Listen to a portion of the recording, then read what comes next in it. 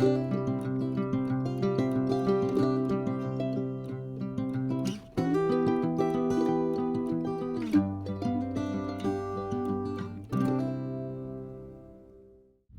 guys. So um it's a windy day and I want to start with apologizing for the wind being caught in the on camera. Um I don't have a airproof mic or anything. So I hope you'll just have to manage. Anyway, it's a beautiful summer day here. I'm home my father's place again. And I know it's been a while since I talked to you last. I think it's been almost a month, maybe 3 weeks. And I've been very busy with actually spring cleaning. I've been cleaning my apartment like really thoroughly, and it took me a little more than a week. And it's been the most amazing experience because it's like I have a new apartment, a brand new apartment. I think it's even cleaner than when I moved into it 8 years ago. So it's like giving myself a new home and just, getting rid of all the clutter and the dirt and all the things that are broken and that I don't need anymore. It's very symbolic in a way. It's like I've been spring cleaning on the inside, like mentally. So there's this bright light feeling in my environment, my physical environment, as well as in my emotional state, and that's really powerful and very comforting, or something to be celebrated. So I've been very busy with that, and it was nice also just to get very physical active. I've been for these 4 or 5 months since I started filming, I've been mostly occupied with like my inner state and with emotional issues and things, and that's been great too. But just to get into cleaning and moving my body, doing things, tidying up, hoovering, washing things down, like washing the floors, everything like that, that's just been so good for me. It's been a very nice experience. And if you're people who clean often, you know what I'm talking about. And it's funny that I kind of just realized how good it makes me feel. Anyway, that's one of the things I've been spending my time on intensely these last few weeks. Another thing is that I've been looking into my relationship patterns and how I look at love. I mean, in a subconscious way, I guess. I mean, the love patterns or relationship patterns that I reproduce. I've seen my parents, how I see my parents play out these patterns, and how I just kind of copied them. And I've known for years that it's been an issue, right? And I try to look into it, but now I think I started to excavate it or explore it in a different way, meaning that it's something that I want to solve.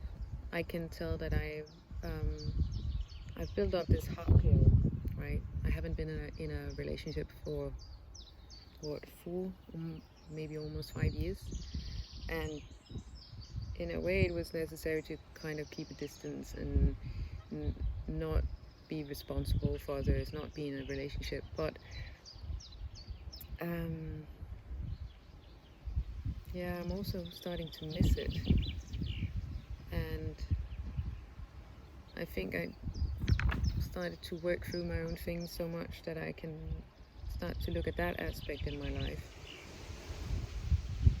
Yeah, sorry about the wind. I hope you're coping. This was the best place I could find where I could sit and talk to you outside, because the house is just it's too dark. So anyway, back to exploring that part of my psyche.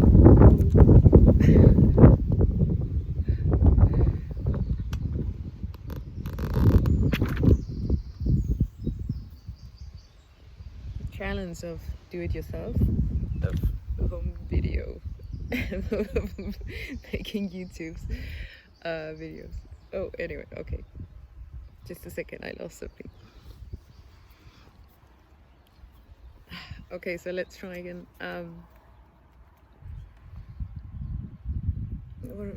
What I was saying was, so looking into, patterns of relationships and views and love and convictions of love and what it takes to be in a relationship and all that, and just looking at how I've been acting or responding in my romantic relationships for the past 10 years. I realized that I wanted to work with that. I wanted to explore that further, and I wanted to solve it. And the approach that I chose, or this thing that I'm trying out, is actually to write about it, but in a fictional way. So I'm writing this story about two people meeting each other and, getting involved and falling in love and starting this romantic relationship. And I'm using it as a way to explore myself. So I'm actually writing about myself, and I split my story, my personal story, into these two characters. And the idea is to be honest about my own patterns and beliefs or convictions about love, and to explore that, and in that sense use creativity, fictional writing, as a way to understand myself and gain insights about why I react the way I do, why I feel the way I do, why I respond the way I do in certain situations. So it's really an examination of my own relationship with love, or my belief system when it comes to love. And I think that approach, the fictional writing, has already given me a lot. It's that experience when your creativity or your creation starts speaking back to you. So you're entering a conversation with it, and how it changes you back. So it's very giving already. I mean, I've been writing this story for 6-9 months now, but it's the first time that I'm actually being that honest about it and giving so much of myself into the story. And now is the time that I can actually feel how that is giving to me as well, that this is the right approach and the right thing to do.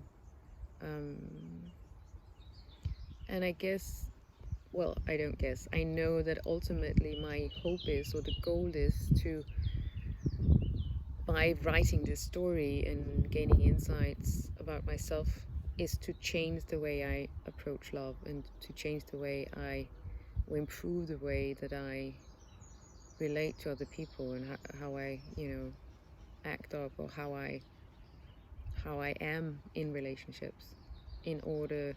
So I guess my hope is to change my patterns, to improve them for the better, and actually to gain a better, more healthy relationship with love and with relationships. So that's what I'm working on in my approach to it. And I just thought I just wanted to share it with you, that this is what I'm doing right now and how I'm doing it and the thoughts behind it. And then we'll see, how it plays out, and if I'm able to actually write it into reality, a better relationship, more healthy, and if I'm, by exploring my own patterns in this way, if I'm able to change them. So yeah, that could be great. So that's what I'm working on and how I'm working with things right now, and that's been taking up a lot of my time and mental capacity as well, combined with the spring cleaning, the extensive spring cleaning. And then as a third thing, I've changed my name. It's been something that I've been thinking about for years, but when I first started to explore it and look into it, it didn't feel right, and I didn't know what my new name should be. And then, I guess a bit out of the blue, during the last month, it came up again, and actually it was because I felt like a part of me was dying in this process of changing my life and trying to live in a more authentic way, I guess, or being true to myself, finding out who I really am, so I can live in accordance, so I can live a life in accordance with who I am. And as part of that process, I felt like an old part of me was dying, and that was really interesting feeling, not scary or anything, but just it made me curious. And out of that, as one of the things that came out of that, was this need or urge or desire. I mean, it was a very positive emotion of wanting, I guess, to recreate myself on my own terms. I mean, to decide, to hold power over my own life. And in that aspect, changing your own name, deciding your own name, choosing your own name is a powerful thing.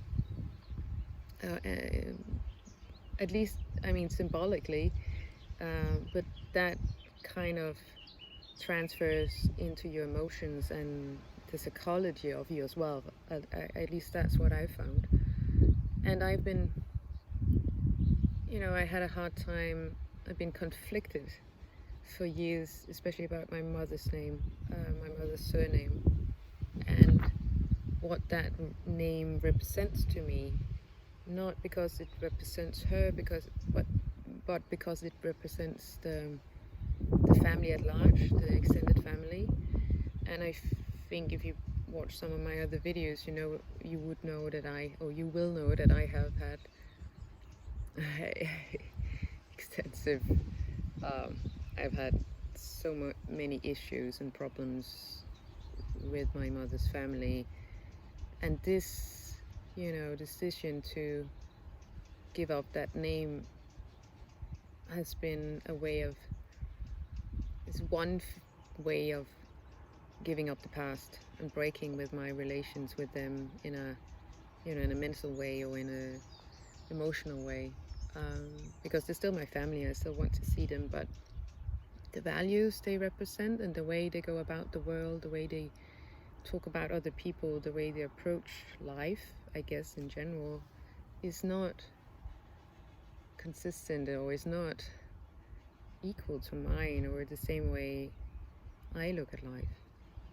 So I can't see myself in these values, and I guess that's why I needed to break away. I decided to break away. I wanted to break away from that.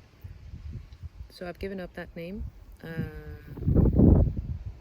but I wanted to hang on to my mother. That name was also my mother's name, and I didn't want to give her up with them, with the rest of the family, right? So the solution that came to me quite quickly, I mean, the whole name came to me in like 2 or 3 minutes. And the name, like the substitute name for my mother's side of the family, is actually my mother's first name. I've taken my mother's first name, which is Anna, and I added that as my middle name. In that sense, I still carry her with me and her values and what she represented in my life of good and caring loving, and she was a very sensitive being, and I wanted to carry that with me in my life. So the solution was to give up the whole, the larger, the family name, and then to take her name and what that represents to me instead. And then I added a silent H to her name in order to make it my own. So it's her name, but inside my own middle name, if that makes sense to you. And then for my surname, I found this name in my father's side of the family. Actually, it's my great-grandmother who was called this name. It was her surname for many years. And there's just some good karma about this name, right? I really like it. And she was this, I guess, firm or lady, also a bit, the way they talk about her, it sounds like she was very much her own. She would like smoke cigars and just do more or less what she wanted, which is pretty awesome for a person living back, she died like 50 years ago or something like that. So at the point in time when she was alive, it was, I think she stood out. There's just something about her, I mean, and the name. So yeah, it's good karma, and it's good energy. So I chose that name for my surname. And that process of changing my name has been a big thing as well. So that's the third leg, or the third work I've been doing since I spoke last. And it's been so significant. And I mean, it's just only started, right? I got the name legally on the 28th of May, so it's still very new. But I can already tell that it's changing, starting to change me, and I'm allowing it to change me, and I chose it because I wanted it to change me in a good way, and I wanted it to change my life, or be a part of this whole process of changing my life, right? And so far it's been a really good experience, and I'm very proud of that new name. And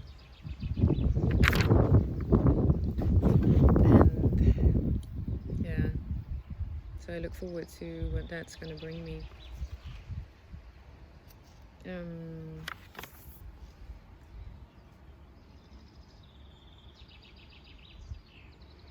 Yeah, and I think one point that I wrote down that I wanted to mention is, through all of this, I mean, and through all that I've worked with and been through and looked at for the last 4, 5, 6 months, what I come to realize in whatever thing you do, whether it's creating things, or creating art, or cleaning your house, or changing your name, or looking into your, working with yourself and looking into your backstory and how you deal with life and how you deal with other people. The point is, there's always a solution. There's always something you can do, and often there are more than one solution that could be good for you. And this, solution finding is another way of being creative. It's another side of creativity. But realizing that is just very uplifting, and it gives you hope, and it gives you courage to just, whatever you do, you're always going to find a solution. You're always going to find a way to solve any issue and move on, and yeah. So there's always a solution. You just have to look for it. Sorry. There's always a solution. There's always more than one, and there are always good solutions, better solutions for you. You just have to look for them and grab them. Yeah, so I guess that's my update, and maybe well, I have 2 more things to add. I think another thing to add is that I've my eye surgery is coming around really nicely now, and I'm I'm more and more content and happy that I did it, that I decided to do it. And that's my, part of my physical change as well. So you can add that to, the changing my, the cosmetic eye surgery. I can't show you right now because the sun is out, but you'll see it in a different video, I guess, in the future.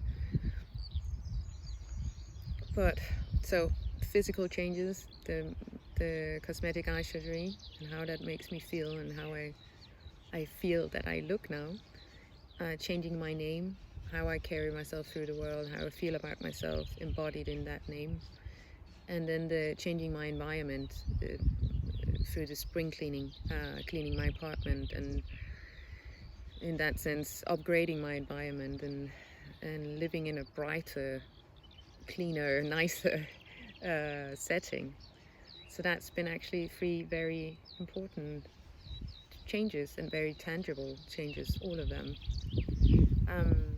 So where I am now is that I'm proceeding with the excavation or exploration of my relationship patterns, and how to change them, so I can enter into a relationship again in a healthier way. And besides that, I've also started to explore, or just look into, how I relate to people in general, how I look at friendships, and how I relate to my friends.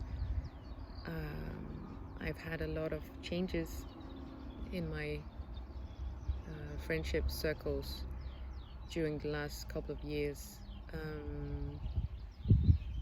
But I also know that I have some issues. I have some, I guess, weird beliefs or convictions about friendships, and maybe that's why I always end up being disappointed, because I expect too much of people. And I want to explore why I do that, why I have this approach to things, and why I can never find, or so far I have not been able to find what I'm looking for.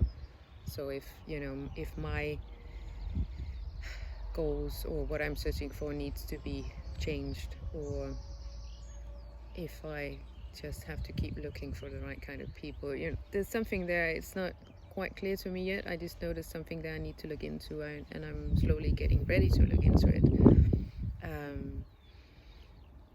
This urge or need of belonging, and I guess it, and finding like-minded people, and just being seen, I guess, for who I feel I truly am, and being appreciated. And I think that's something very basic or natural in most people, and something we actually yearn for the most of our lives.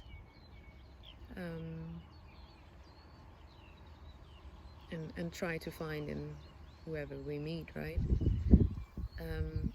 And I know it has something to do with the level of support in my life, or the lack of support and networking, or not networking, sorry, what a modern word. But the level of support, and the level of network or support system.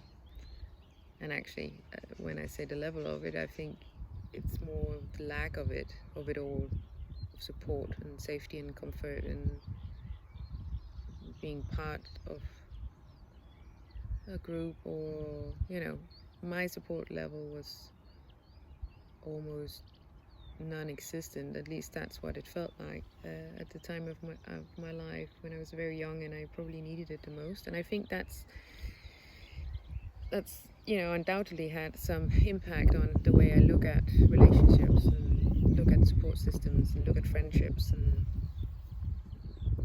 yeah, I think you know what I mean, right? So that's the next thing I'm trying to look into, probably as part of this whole exploring or understanding my relationship patterns further. So yeah, the support systems in my life is the next step, in my friendship systems or relations and dynamics. And through all of this, during these last, especially during these last couple of months, and I was thinking about this thing that that Jung said, and I'm probably going to butcher the quote completely, but it was something, and I'm sorry about that, but something along the lines of that you need to become aware of your subconscious self, otherwise it ends up running your life, and you think that it's destiny, and you call it destiny, something like that.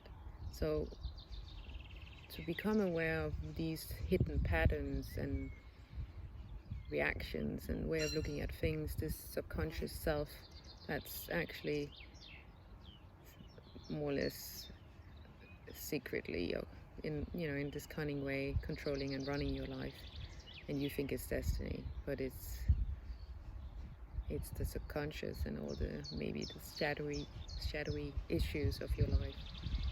I think it's a very powerful quote, and I think that's something I need to become aware of, or have become aware of lately. But I need to incorporate that or keep that in mind, especially when it's self-work, right? And when you're exploring your own patterns, you have to keep that in mind, that the subconscious is there running your life until you become aware of it. Yeah. I guess it's just another important point I wanted to bring out or highlight, because I think it's important, and I think it's a very good point, and something to keep in mind, something that's very helpful when you're on your self-healing journey, or just working with yourself and working with your own story and trying to improve your life. So that's where I'm at now. It's in this whole process of creating a better life for myself, and I think I feel well on my way. Everything is good and bright. I mean, it's also summertime, so it's very supportive in that way, and reflective of how I feel, and the whole situation in my life. But well, so yeah, there you have it. That's where I am now, and I look forward to talking to you soon, hopefully. I don't plan to stay away as long as I did. As long as I did this time, so I hope I'll be back soon again, and talk to you about what I'm doing and how I am progressing. So I hope you are doing great, and I hope that you're taking care of yourself, and that you're enjoying the summertime if you're here in the northern hemisphere, as I am. Anyway, take good care of yourself, and I'll see you in another video. Bye.